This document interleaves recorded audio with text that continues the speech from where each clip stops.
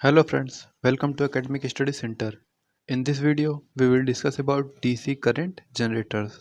तो आइए हम स्टार्ट करते हैं डीसी करंट जनरेटर्स के बारे में। पहले हम थोड़ी इसकी थ्योरी पढ़ेंगे, फिर इसके ऑब्जेक्टिव क्वेश्चंस हम सॉल्व करेंगे, ठीक है। तो आइए स्टार्ट करते हैं। Principle of generator.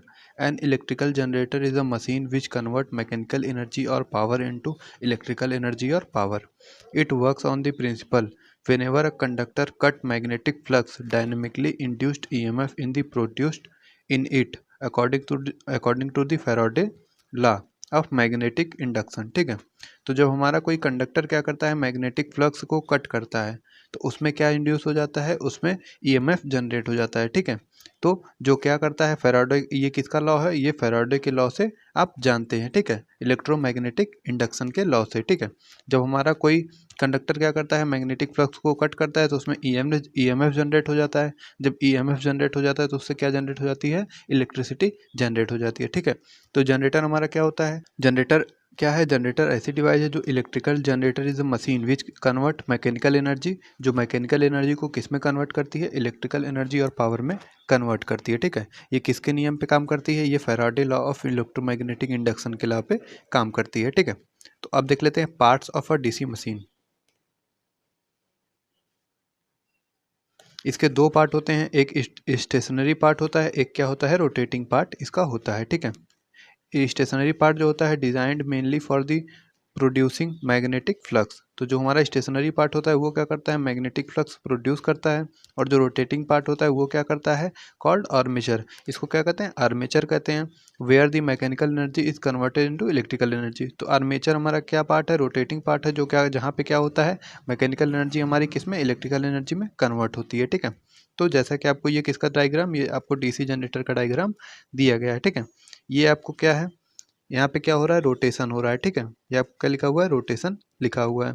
यहाँ पे आपको इसके पार्ट दिए गए हैं, संट पोल दिया गया है, लोड टर्मिनल दिया गया है, फील्ड रियोस्टेट दिया गया है, फील्ड वाइंडिंग, पोल शू, ठीक है।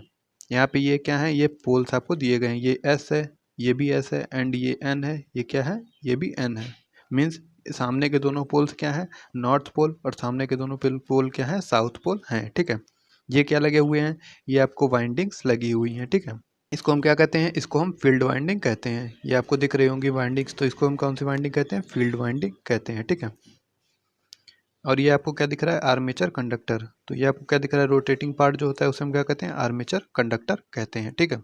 स्टेशनरी पार्ट हमारा क्या करता है, स्टेशनरी पार्ट हमारा मैग्नेटिक फ्लक्स जो है वो जनरेट करता है, और आर्मेचर क्या करता है, उसे कट करता है। तो इसमें क्या जनरेट होता है, ईएमएफ जनरेट होता है, जिसके कारण हमारा क्या है, करंट फ्लो होता है, ठीक है। अब देख लेते हैं EMF equation of a generator. EMF equation of a generator is given as follow, Eg equal to P pi Z N upon 60A, ठीक है। तो ये क्या होता है, फॉर्मूला होता है किसका, EMF equation of a generator. तो यहाँ पे Eg क्या है, जनरेटेड ईएमएफ है, ठीक है। और P क्या है, नंबर ऑफ पोल्स है, P क्या है, नंबर ऑफ पोल है, फाई क्या है, फ्लक्स पर पोल है, ठीक है, वेबर। जेड क्या है, टोटल नंबर ऑफ कंडक्टर है, जेड क्या है, total number of conductor, number of slot into number of conductor slot, ठीक है। एन क्या है, rotation of a speed in RPM, N क्या है, रोटेशन ऑफ स्पीड है। ए क्या है, A number of parallel path in armature है, ठीक है। ए क्या है, number of parallel path in armature. For wave wound generator A equal to 2 and A lap wound generator A equal to P, ठीक है। तो लैप वाउंड होगा तो जनरेटर होगा तो ए इक्वल टू क्या हो जाएगा, पी हो जाएगा। वेव वाउंड होगा तो ए इक्वल टू 2 हो जाएगा, ठीक है। अब देख लेते हैं types of a DC generator. तो टाइप्स ऑफ डीसी जनरेटर, इसमें दो टाइप होते हैं, सेपरेट एक्साइटेड और सेल्फ एक्साइटेड, ठीक है।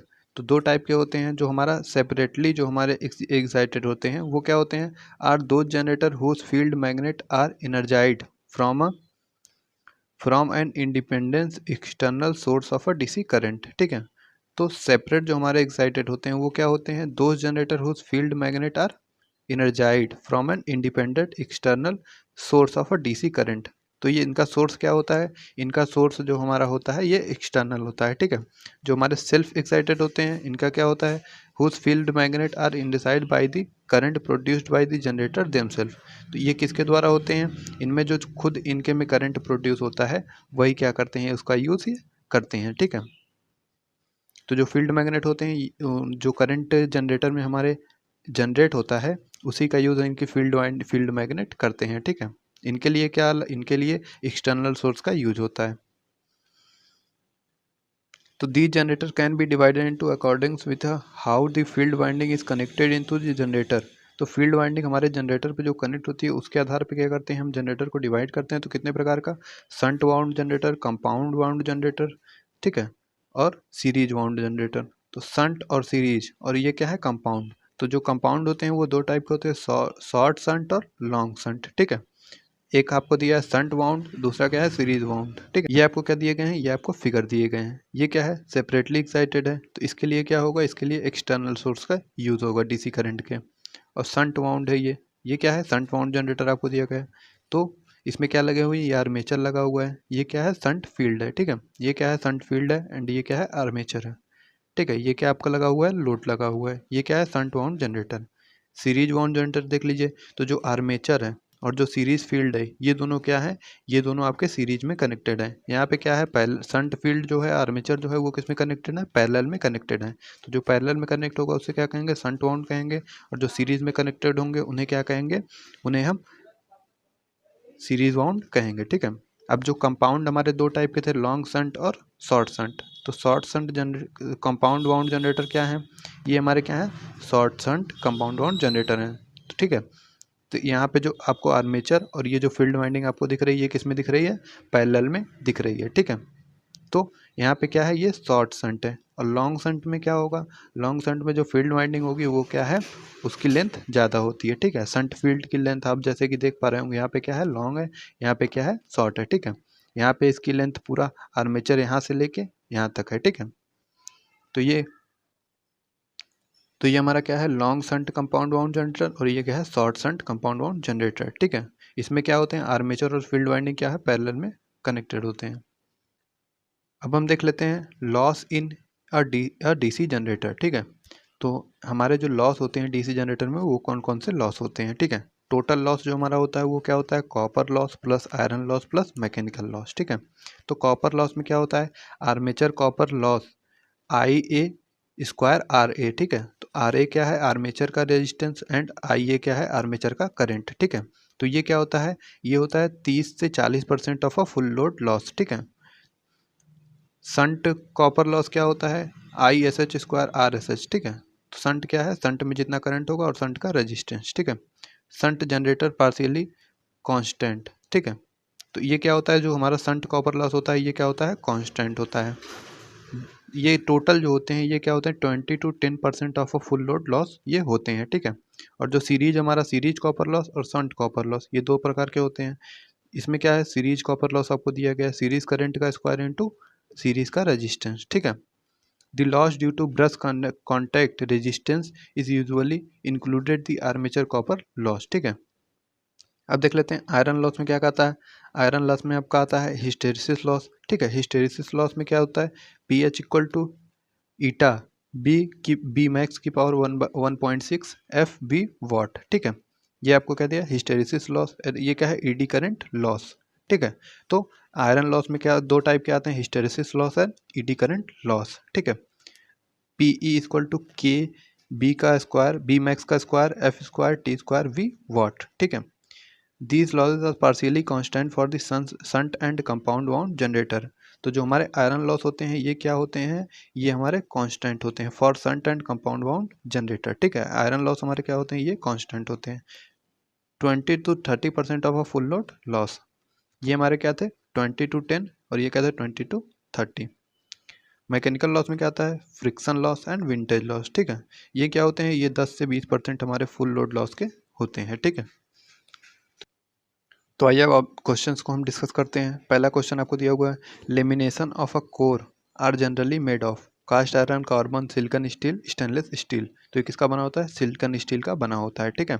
जो लेमिनेशन ऑफ अ कोर होता है ये किसका बना होता है, सिलिकॉन स्टील का बना होता है। Which of the following could lamina approximately the thickness of the laminations of a DC machine, ठीक है। तो ये कितना होता है थिकनेस, लेमिनेशन की थिकनेस कितनी होती है, 0.5 मीटर, ठीक है। तो the armature of a DC generator is laminated to, तो जो हमारा आर्मेचर होता है डीसी जनरेटेड का, इसका लेमिनेट क्यों किया जाता है इसको, ठीक है। तो जो हमारा आर्मेचर होता है उसको लेमिनेट क्यों किया जाता है? Reduce the bulk, provide the bulk, insulate the core, reduce the eddy current loss. तो reduce the eddy current loss, ठीक है। तो इसको लेमिनेट क्यों किया जाता है? Reduce the eddy current loss. अभी मैंने आपको बताया ईडी करंट लॉस क्या होता है, ठीक है। Next question, the resistance of a armature winding depend on. तो जो हमारा रेजिस्टेंस होता है आर्मेचर वाइंडिंग का, वो किस पे डिपेंड करता है? Length of conductor, cross section area of conductor, number of conductor. तो जैसा कि आप जानते हैं रेजिस्टेंस किस पे डिपेंड करता है? एल पे डिपेंड करता है, ए पे डिपेंड करता है, क्रॉस सेक्शन एंड लेंथ पे, एंड नंबर ऑफ कंडक्टर पे भी डिपेंड करता है, ठीक है। तो ऑल ऑफ एबव इसका क्या हो जाएगा? राइट आंसर हो जाएगा। The field coil of a DC generator are usually made of mica, copper, cast iron and carbon. तो इसका राइट आंसर क्या हो जाएगा? कॉपर। द फील्ड कॉइल जो हमारा होता है वो किसका बना होता है? कॉपर का बना होता है। Next question, the commutator segment are connected to the armature conductors by means of. तो copper lugs, resistance wire, insulation pads, bridging. तो ये किससे जुड़े होते हैं? कॉपर लंग्स से जुड़े होते हैं, ठीक है।